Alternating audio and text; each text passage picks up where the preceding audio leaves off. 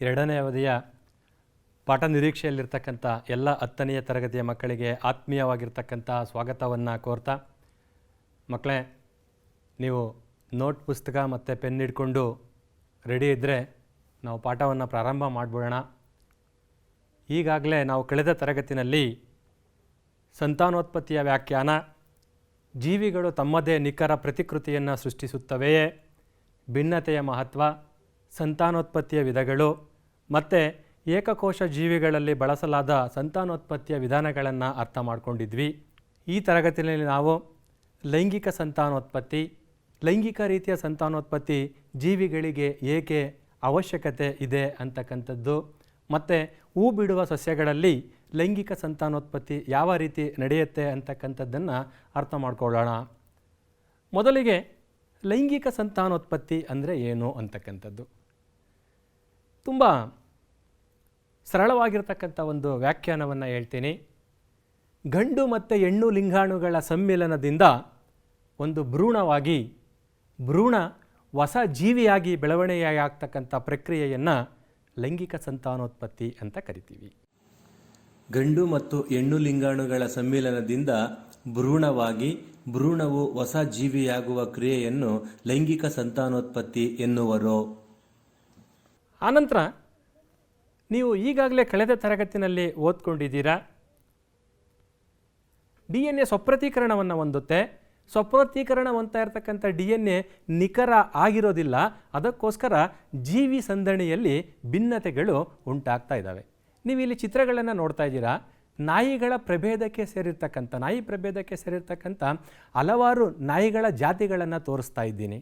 ನೋಡಿ, ಒಂದು ನಾಯಿ ಇನ್ನೊಂದು ನಾಯಿಗಿಂತ ಭಿನ್ನವಾಗಿದೆ.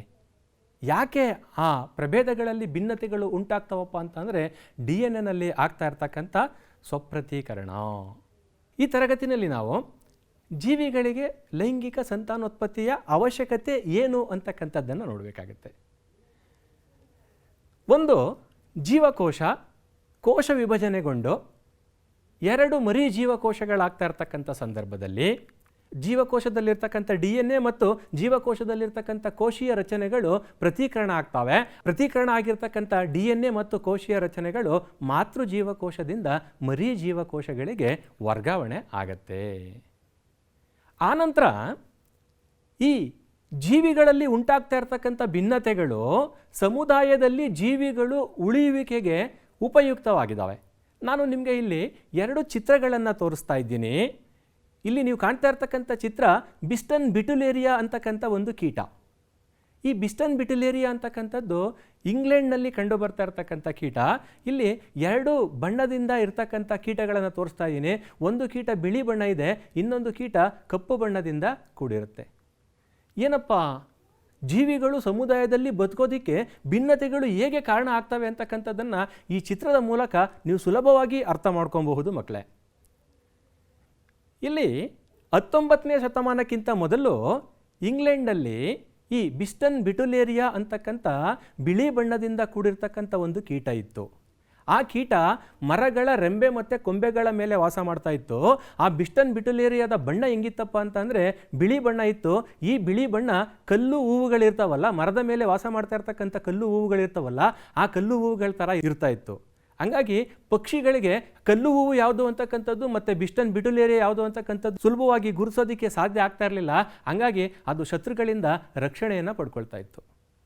ಆದರೆ 19ನೇ ಶತಮಾನದಲ್ಲಿ ಇಂಗ್ಲೆಂಡಲ್ಲಿ ಕೈಗಾರಿಕಾ ಕ್ರಾಂತಿ ಆಗುತ್ತೆ. ಹಲವಾರು ಕೈಗಾರಿಕೆಗಳು ಉದ್ಭವ ಆಗ್ತವೆ.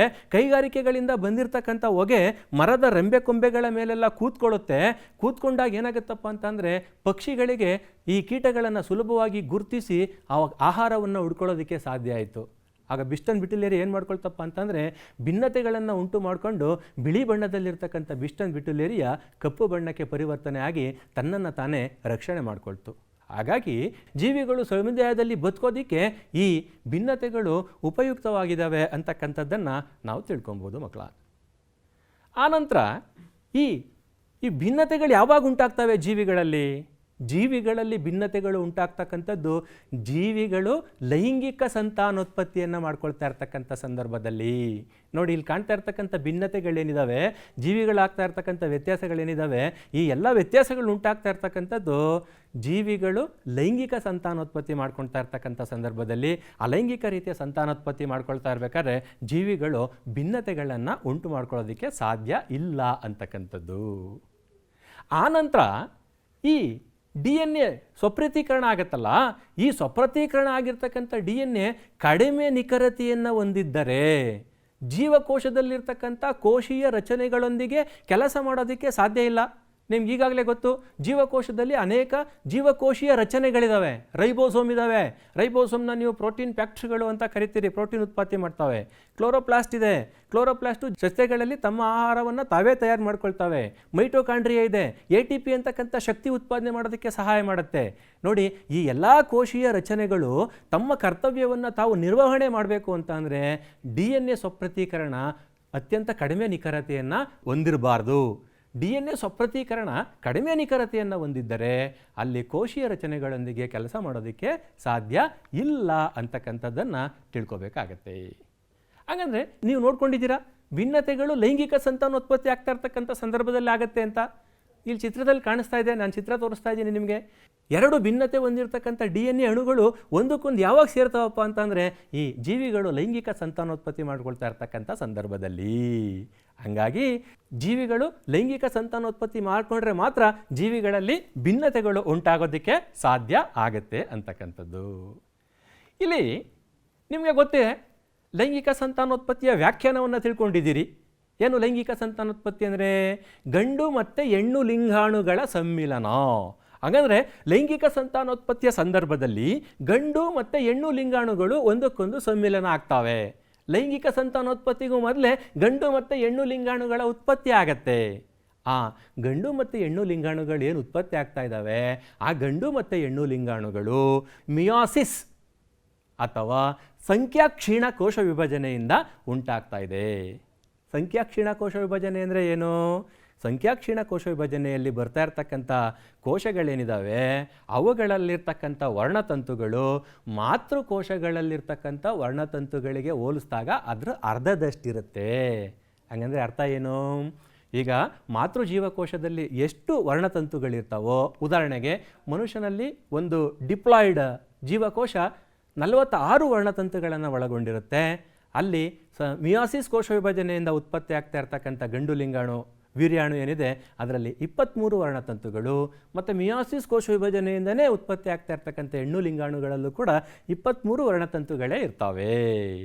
ಅರ್ಥ ಆಗಿದೆ ಅಂತ ಅಂದ್ಕೊಳ್ತೀನಿ. ಅಂದರೆ ಲೈಂಗಿಕ ಸಂತಾನೋತ್ಪತ್ತಿಯ ಸಮಯದಲ್ಲಿ ಉಂಟಾಗ್ತಾ ಇರ್ತಕ್ಕಂಥ ಗಂಡು ಮತ್ತು ಹೆಣ್ಣು ಲಿಂಗಾಣುಗಳು ಮಿಯಾಸಿಸ್ ಅಂತಕ್ಕಂಥ ಕೋಶ ವಿಭಜನೆಯಿಂದ, ಇಲ್ಲಾಂದರೆ ಸಂಖ್ಯಾಕ್ಷೀಣ ಅಂತಕ್ಕಂಥ ಕೋಶ ವಿಭಜನೆಯಿಂದ ಉತ್ಪತ್ತಿ ಆಗ್ತವೆ.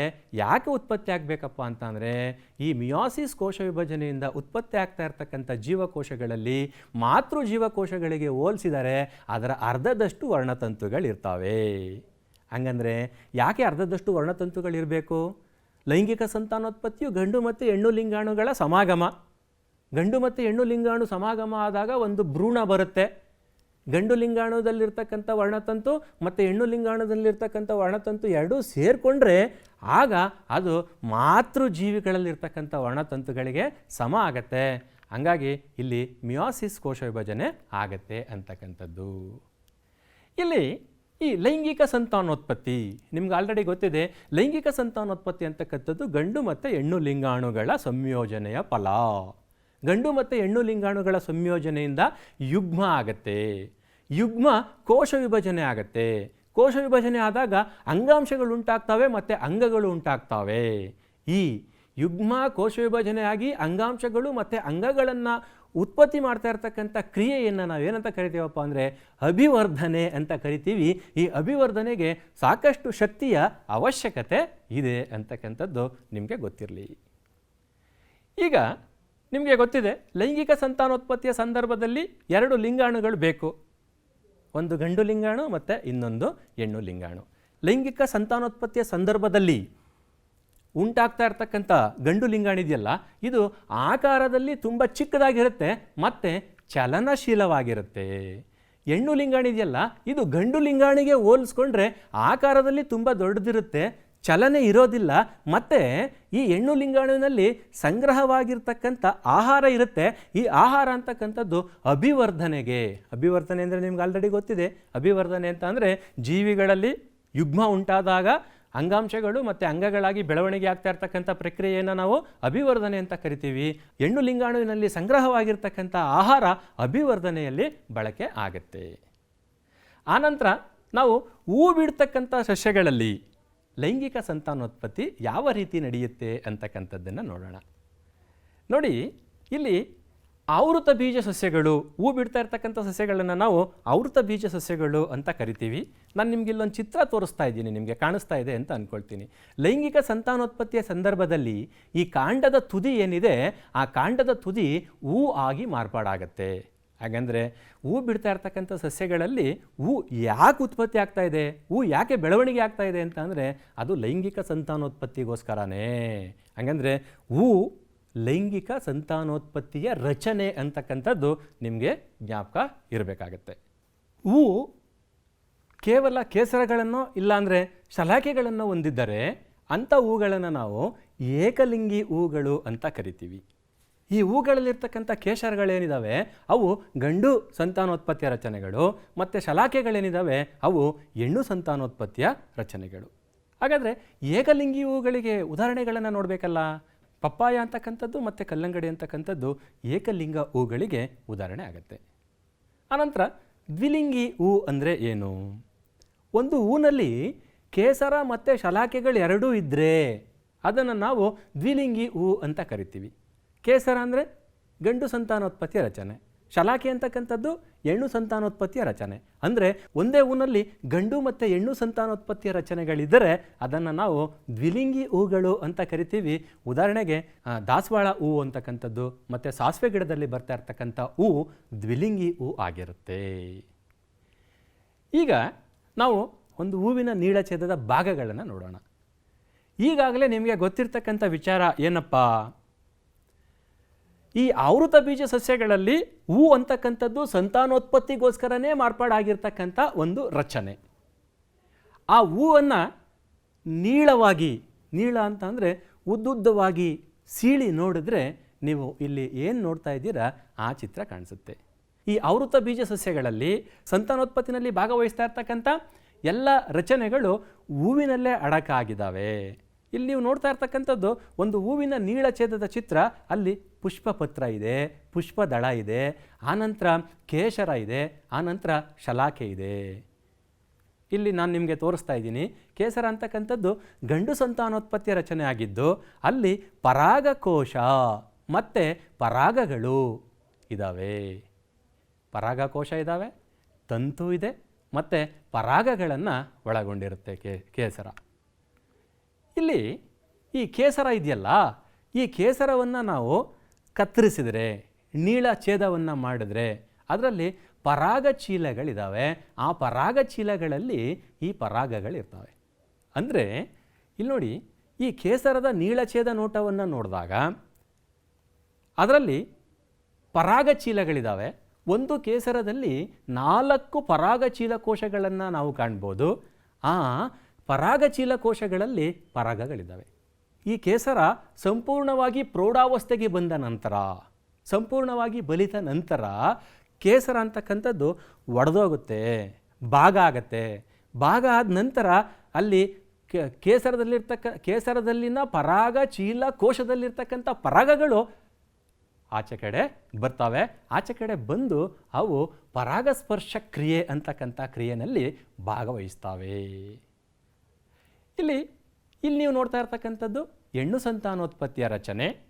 ಅಂಡಾಶಯ ಅಂತಕ್ಕಂಥದ್ದು ಹೆಣ್ಣು ಸಂತಾನೋತ್ಪತ್ತಿಯ ರಚನೆಯಾಗಿದ್ದು ಹೆಣ್ಣು ಲಿಂಗಾಣುಗಳು ಮತ್ತು ಶಲಾಕಾಗ್ರಗಳನ್ನು ಒಳಗೊಂಡಿದೆ. ಆನಂತರ ನಾವು ಪರಾಗಸ್ಪರ್ಶ ಕ್ರಿಯೆ ಅಂದರೆ ಏನು ಅಂತಕ್ಕಂಥದ್ದನ್ನ ನೋಡಬೇಕು. ಏನು ಪರಾಗಸ್ಪರ್ಶ ಕ್ರಿಯೆ ಅಂದರೆ? ಕೇಸರದಿಂದ ಪರಾಗರೇಣುಗಳು ಶಲಾಕಾಗ್ರಕ್ಕೆ ವರ್ಗಾವಣೆಯಾಗ್ತಕ್ಕಂಥ ಕ್ರಿಯೆಯನ್ನು ನಾವು ಪರಾಗಸ್ಪರ್ಶ ಕ್ರಿಯೆ ಅಂತ ಕರಿತೀವಿ. ಕೇಸರದಿಂದ ಪರಾಗರೇಣುಗಳು ಶಲಾಕಾಗ್ರಕ್ಕೆ ವರ್ಗಾವಣೆಯಾಗುವ ಪ್ರಕ್ರಿಯೆಯನ್ನು ಪರಾಗಸ್ಪರ್ಶ ಎನ್ನುವರು. ಈ ಪರಾಗಸ್ಪರ್ಶ ಕ್ರಿಯೆಯನ್ನು ನಾವು ಎರಡು ರೀತಿಯಾಗಿ ವಿಭಾಗ ಮಾಡ್ಕೊಂಡಿದ್ದೀವಿ. ಒಂದನೇದು ಸ್ವಕೀಯ ಪರಾಗಸ್ಪರ್ಶ ಅಂತಕ್ಕಂಥದ್ದು. ಸ್ವಕೀಯ ಪರಾಗಸ್ಪರ್ಶ ಅಂದರೆ ಏನು? ಈ ಪರಾಗದ ವರ್ಗಾವಣೆಯು ಒಂದೇ ಹೂವಿನಲ್ಲಿ ನಡೆದರೆ ಅದನ್ನು ನಾವು ಸ್ವಕೀಯ ಪರಾಗಸ್ಪರ್ಶ ಅಂತ ಕರಿತೀವಿ. ಇಲ್ಲಿ ನೀವು ಒಂದು ವಿಚಾರವನ್ನು ಗಮನಿಸಬೇಕು ಮಕ್ಕಳ. ಏನು? ನಾವು ಹೂವಿನ ವಿಧಗಳನ್ನು ಓದ್ತಾ ಇರಬೇಕಂದ್ರೆ ಏಕಲಿಂಗಿ ಹೂಗಳು ಮತ್ತು ದ್ವಿಲಿಂಗಿ ಹೂಗಳು ಅಂತ ಓದ್ಕೊಂಡು, ಹಂಗಂದರೆ ಸ್ವಕೀಯ ಪರಾಗಸ್ಪರ್ಶ ಆಗಬೇಕಂತಂದರೆ ಸ್ವಕೀಯ ಪರಾಗಸ್ಪರ್ಶ ಅಂದರೆ ಏನು? ಸ್ವಕೀಯ ಪರಾಗಸ್ಪರ್ಶ ಅಂದರೆ ಪರಾಗಸ್ಪರ್ಶ ಒಂದೇ ಹೂನಲ್ಲಿ ಆಗಬೇಕು. ಹಾಗಾದರೆ ಒಂದೇ ಹೂನಲ್ಲಿ ಆಗಬೇಕು ಅಂತಂದರೆ ಗಂಡು ಮತ್ತು ಹೆಣ್ಣು ಲಿಂಗಾಣುಗಳು ಒಂದೇ ಹೂನಲ್ಲಿ ಇರಬೇಕು. ಹಾಗಂದರೆ ಈ ಸ್ವಕೀಯ ಪರಾಗಸ್ಪರ್ಶ ಅಂತಕ್ಕಂಥದ್ದು ದ್ವಿಲಿಂಗಿ ಹೂನಲ್ಲಿ ಆಗುತ್ತೆ ಅಂತಕ್ಕಂಥದ್ದನ್ನು ನೀವು ಗಮನಿಸಬೇಕು. ಆನಂತರ ಈ ಪರಕೀಯ ಪರಾಗಸ್ಪರ್ಶ ಅಂದರೆ ಏನು?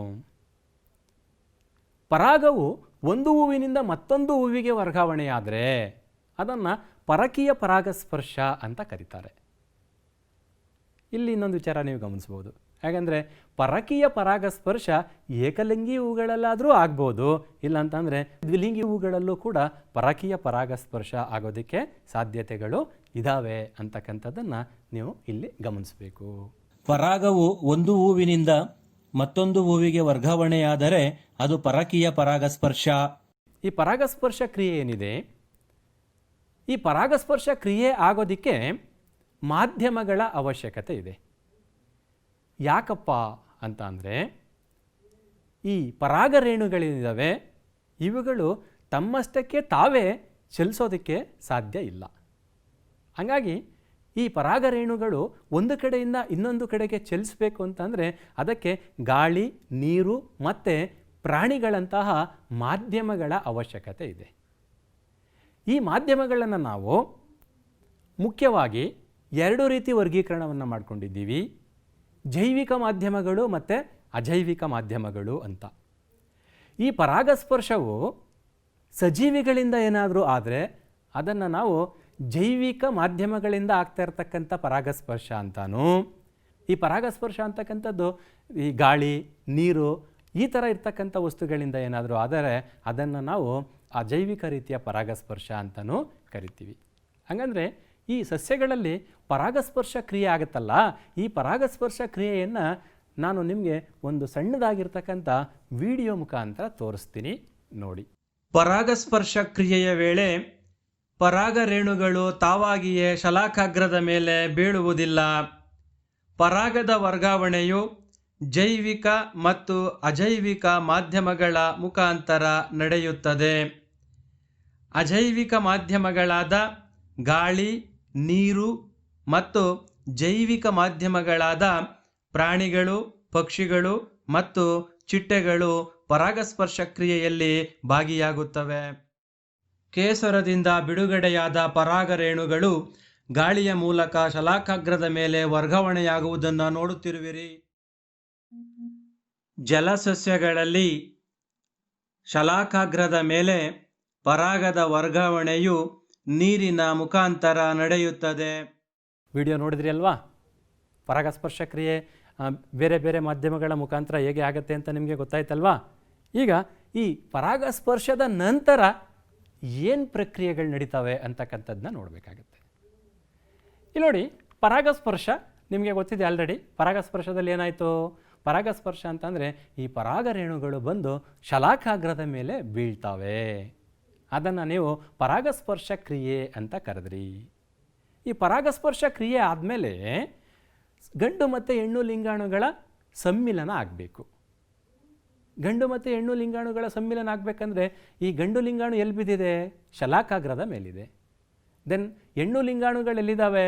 ಹೆಣ್ಣು ಲಿಂಗಾಣುಗಳಿರ್ತಕ್ಕಂಥದ್ದು ಅಂಡಾಶಯದ ಒಳಗಡೆ ಇದೆ.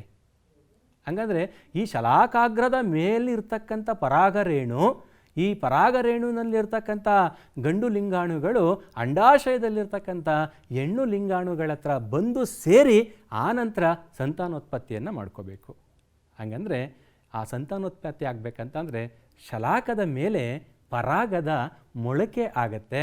ಆ ಸಲಾಕಾಗ್ರದ ಮೇಲೆ ಪರಾಗದ ಮೊಳಕೆ ಯಾವ ರೀತಿ ಆಗುತ್ತೆ ಅಂತಕ್ಕಂಥದ್ದನ್ನು ತೋರಿಸೋದಕ್ಕೆ ನಾನು ನಿಮಗೆ ಒಂದು ಸಣ್ಣದಾಗಿರ್ತಕ್ಕಂಥ ವಿಡಿಯೋ ತೋರಿಸ್ತೀನಿ. ಆ ವಿಡಿಯೋ ನೋಡಿದ ನಂತರ ನಿಮಗೆ ಅರ್ಥ ಆಗುತ್ತೆ ಯಾವ ರೀತಿ ಶಲಾಕದ ಮೇಲೆ ಪರಾಗದ ಮೊಳಕೆಯಾಗಿ ಈ ಸಸ್ಯಗಳಲ್ಲಿ ಸಂತಾನೋತ್ಪತ್ತಿ ಆಗುತ್ತೆ ಅಂತಕ್ಕಂಥದ್ದು.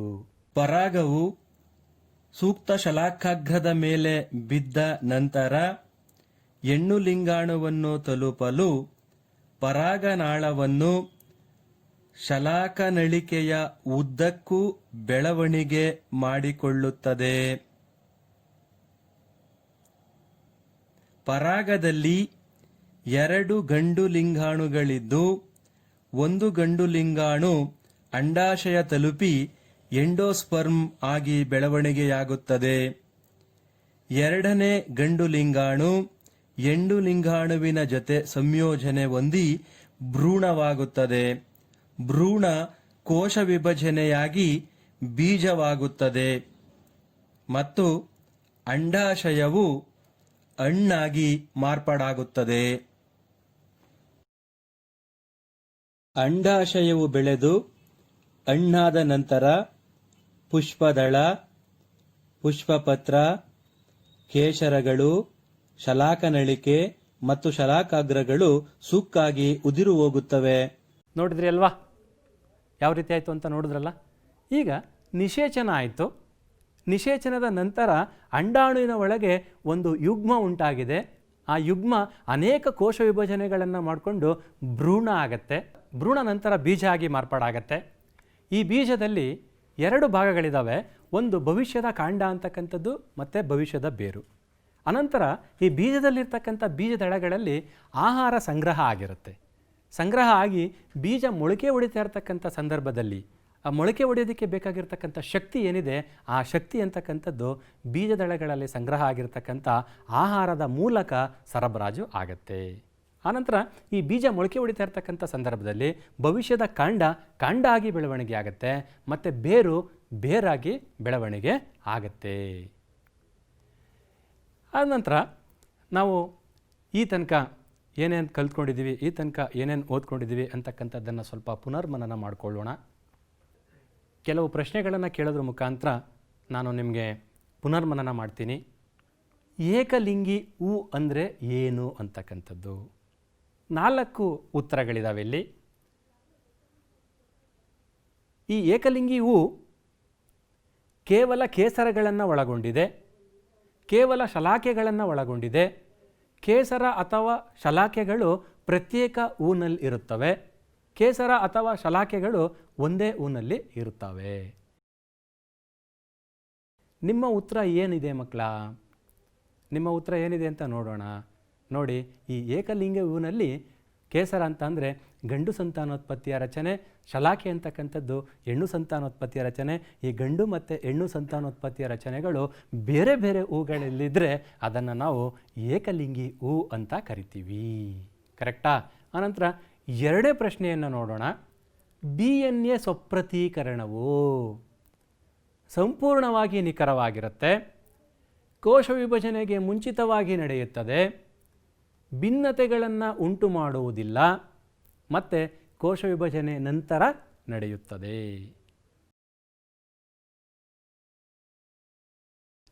ನೀವೇನು ಉತ್ತರ ಬರೆದಿದ್ದೀರಾ? ನಿಮ್ಮ ಉತ್ತರ ನೋಡೋಣವಾ? ನೋಡಿ, DNA ಸ್ವಪ್ರತೀಕರಣವು ಕೋಶ ವಿಭಜನೆಗೆ ಮುಂಚಿತವಾಗಿ ನಡೆಯುತ್ತದೆ ಅಂತಕ್ಕಂಥದ್ದು ನಿಮ್ಮೆಲ್ಲರ ಉತ್ತರ ಆಗಿತ್ತು. 3ನೇ ಪ್ರಶ್ನೆ ಇಲ್ಲಿ ನೋಡಿ, ಇಲ್ಲೊಂದು ಚಿತ್ರ ತೋರಿಸ್ತಾ ಇದ್ದೀನಿ ನಾನು ನಿಮಗೆ. ಈ ಮೊಳಕೆ ಹೊಡಿತಾ ಇರತಕ್ಕಂಥ ಬೀಜದಲ್ಲಿ ಗುರುತಿಸಲಾಗಿರ್ತಕ್ಕಂಥ ಎ ಮತ್ತು ಬಿ ಭಾಗಗಳು ಏನನ್ನು ಸೂಚಿಸ್ತಾವೆ ಅಂತಕ್ಕಂಥದ್ದು. ಏನನ್ನು ಸೂಚಿಸ್ತಾವೆ? ಪ್ರಥಮ ಕಾಂಡ, ಪ್ರಥಮ ಬೇರು ಅಂತಿದೆ. ಪ್ರಥಮ ಬೇರು, ಪ್ರಥಮ ಕಾಂಡ ಅಂತಿದೆ. ಪ್ರಥಮ ಎಲೆ ಮತ್ತು ಪ್ರಥಮ ಹೂ ಅಂತಿದೆ. ಪ್ರಥಮ ಹೂ ಮತ್ತು ಪ್ರಥಮ ಎಲೆ ಅಂತಿದೆ. ಹಾಗಂದರೆ ನಿಮ್ಮ ಉತ್ತರ ಏನು? ನಿಮ್ಮ ಉತ್ತರ ಏನಪ್ಪ ಅಂದರೆ ಎ ಅಂತಕ್ಕಂಥದ್ದು ಪ್ರಥಮ ಕಾಂಡ, ಬಿ ಅಂತಕ್ಕಂಥದ್ದು ಪ್ರಥಮ ಬೇರು. ನಾನು ಈಗಾಗಲೇ ನಿಮಗೆ ಹೇಳಿದ್ದೀನಿ, ಬೀಜ ಮೊಳಕೆ ಹೊಡಿತಾ ಇರ್ತಕ್ಕಂಥ ಸಂದರ್ಭದಲ್ಲಿ ಪ್ರಥಮ ಕಾಂಡ ಅಂತಕ್ಕಂಥದ್ದು ಕಾಂಡವಾಗಿ ಬೆಳವಣಿಗೆ ಆಗುತ್ತೆ, ಪ್ರಥಮ ಬೇರು ಅಂತಕ್ಕಂಥದ್ದು ಬೇರ್ ಆಗಿ ಬೆಳವಣಿಗೆ ಆಗುತ್ತೆ ಅಂತಕ್ಕಂಥದ್ದು. ಮುಂದಿನ ಪ್ರಶ್ನೆಯನ್ನು ನೋಡೋಣ. ಕೇಸರದಿಂದ ಪರಾಗವು ಶಲಾಕಾಗ್ರಕ್ಕೆ ವರ್ಗಾವಣೆಯಾಗುವ ಪ್ರಕ್ರಿಯೆಯನ್ನು ಏನಂತ ಕರಿತೀವಿ ಅಂತಕ್ಕಂಥದ್ದು. ಮೊದಲನೇದು ಸ್ವಕೀಯ ಪರಾಗಸ್ಪರ್ಶ ಅಂತ ಹೇಳಿದ್ದಾರೆ, ಎರಡನೇದು ಪರಕೀಯ ಪರಾಗಸ್ಪರ್ಶ, ಮೂರನೇದು ಪರಾಗಸ್ಪರ್ಶ ಅಂತಿದೆ, ನಾಲ್ಕನೇದು ನಿಷೇಚನ ಅಂತಿದೆ. ಹಾಗಂದರೆ ನೀವು ಯಾವ ಉತ್ತರವನ್ನು ಗುರುತಿಸ್ತಾ ಇದ್ದೀರಾ ಮಕ್ಕಳ? ನಿಮ್ಮ ಉತ್ತರ ಏನು? ಹೌದಲ್ವಾ? ಕೇಸರದಿಂದ ಪರಾಗವು ಶಲಾಕಾಗ್ರಕ್ಕೆ ವರ್ಗಾವಣೆಯಾಗ್ತಕ್ಕಂಥ ಪ್ರಕ್ರಿಯೆಯನ್ನು ನಾವು ಪರಾಗಸ್ಪರ್ಶ ಕ್ರಿಯೆ ಅಂತ ಕರಿತೀವಿ. ಆನಂತರ ಚಟುವಟಿಕೆಗಳನ್ನು ನೀಡ್ತಾ ಇರ್ತಕ್ಕಂಥ ಸಂದರ್ಭ. ಈ ಚಟುವಟಿಕೆಗಳನ್ನು ನೀವು ಖಂಡಿತವಾಗಿಯೂ ನಿಮ್ಮ ಗುರುಗಳ ಸಹಾಯದಿಂದ ಮಾಡಬೇಕಾಗತ್ತೆ. ಒಂದು ಚಟುವಟಿಕೆ ಈ ಥರ ಇದೆ. ನಿಮ್ಮ ವಿಜ್ಞಾನ ಶಿಕ್ಷಕರ ಸಹಾಯದಿಂದ ಕಡಲೆಕಾಳುಗಳನ್ನು ನೀರಿನಲ್ಲಿ ನೆನೆ ಹಾಕಿ 2 ದಿನಗಳ ನಂತರ ಬೀಜಗಳನ್ನು ಎಚ್ಚರಿಕೆಯಿಂದ ಕತ್ತರಿಸಿ ಮತ್ತು ಭಾಗಗಳನ್ನು ಗುರುತಿಸಿ ಅಂತಕ್ಕಂಥದ್ದು. ಇದು ನಿಮ್ಮ ಮೊದಲನೇ ಚಟುವಟಿಕೆ. ಹಾಗಾದರೆ ಎರಡನೇ ಚಟುವಟಿಕೆ ಏನಿದೆ? ನಿಮ್ಮ ವಿಜ್ಞಾನ ಶಿಕ್ಷಕರ ಸಹಾಯದಿಂದ ಪ್ರಯೋಗಶಾಲೆಯಲ್ಲಿ ಶಲಾಕಾಗ್ರದ ಮೇಲೆ ಪರಾಗದ ಮೊಳೆಯುವಿಕೆ ಹೇಗೆ ಉಂಟಾಗುತ್ತೆ ಅಂತಕ್ಕಂಥದ್ದನ್ನು ಚಟುವಟಿಕೆ ಮುಖಾಂತರ ಮಾಡಿ ಅರ್ಥ ಮಾಡ್ಕೊಳ್ಳಿ ಅಂತಕ್ಕಂಥದ್ದು. ಮುಂದಿನ ಚಟುವಟಿಕೆ ಏನಿದೆ? ಇದು ನಿಮಗೆ ಇಂಟ್ರೆಸ್ಟಿಂಗ್ ಆಗಿರ್ತಕ್ಕಂಥ ಚಟುವಟಿಕೆ ಕೂಡ. ನಿಮ್ಮ ಶಾಲೆಯ ಸುತ್ತಮುತ್ತ ದೊರೆಯಬಹುದಾದ ಹಲವು ಹೂಗಳನ್ನು ಸಂಗ್ರಹ ಮಾಡಿ ಮತ್ತು ನಿಮ್ಮ ಶಿಕ್ಷಕರ ಸಹಾಯದಿಂದ ಅದು ಏಕಲಿಂಗಿ ಹೂವ ಇಲ್ಲ ಬಹುಲಿಂಗಿ ಹೂ ಅಂತಕ್ಕಂಥದ್ದನ್ನು ಪ್ರತ್ಯೇಕ ಮಾಡಿ ಪಟ್ಟಿ ಮಾಡ್ತೀರಾ ಅಂತ ಭಾವಿಸಿರ್ತೀನಿ. ಕೊನೆಯದಾಗಿ ಮನೆ ಕೆಲಸವನ್ನು ನೀಡ್ತಾ ಇರ್ತಕ್ಕಂಥ ಸಂದರ್ಭ. ಮನೆ ಕೆಲಸವನ್ನು ನೀಡ್ತಾ ಇದ್ದೀನಿ. ಈ ಎಲ್ಲ ಪ್ರಶ್ನೆಗಳಿಗೆ ನೀವು ಉತ್ತರಗಳನ್ನು ಬರೆದು ನಿಮ್ಮ ಶಿಕ್ಷಕರಿಗೆ ತೋರಿಸ್ತೀರಾ ಅಂತ ಭಾವಿಸಿರ್ತೀನಿ. ನಿಮ್ಮ ಮೊದಲನೇ ಪ್ರಶ್ನೆ ಹೀಗಿದೆ: ಅಲೈಂಗಿಕ ಮತ್ತು ಲೈಂಗಿಕ ಸಂತಾನೋತ್ಪತ್ತಿಗಳಿಗಿರುವ ವ್ಯತ್ಯಾಸಗಳನ್ನು ಪಟ್ಟಿ ಮಾಡಿ. ಎರಡನೇ ಪ್ರಶ್ನೆ ಏನಪ್ಪ ಅಂತಂದರೆ, ಒಂದು ಹೂವಿನ ನೀಳಛೇದದ ಅಂದವಾದ ಚಿತ್ರವನ್ನು ಬರೆದು ಭಾಗಗಳನ್ನು ಗುರುತಿಸಿ ಅಂತಕ್ಕಂಥದ್ದು. ಮೂರನೇದು ಶಲಾಕಾಗ್ರದ ಮೇಲೆ ಪರಾಗವು ಮೊಳಕೆ ಒಡೆಯುವ ಅಂದವಾದ ಚಿತ್ರವನ್ನು ಬರೆದು ಭಾಗಗಳನ್ನು ಗುರುತಿಸಿ ಅಂತಕ್ಕಂಥದ್ದು. ಮುಂದಿನ ತರಗತಿನಲ್ಲಿ ನಾವು ಈ ಮನುಷ್ಯರಲ್ಲಿ ಸಂತಾನೋತ್ಪತ್ತಿ ಯಾವ ರೀತಿ ನಡೆಯುತ್ತದೆ ಅಂತಕ್ಕಂಥದ್ದನ್ನ ಅರ್ಥ ಮಾಡ್ಕೊಳ್ಳೋಣ. ಅಲ್ಲಿ ತನಕ ಎಲ್ರಿಗೂ ವಂದನೆಗಳು.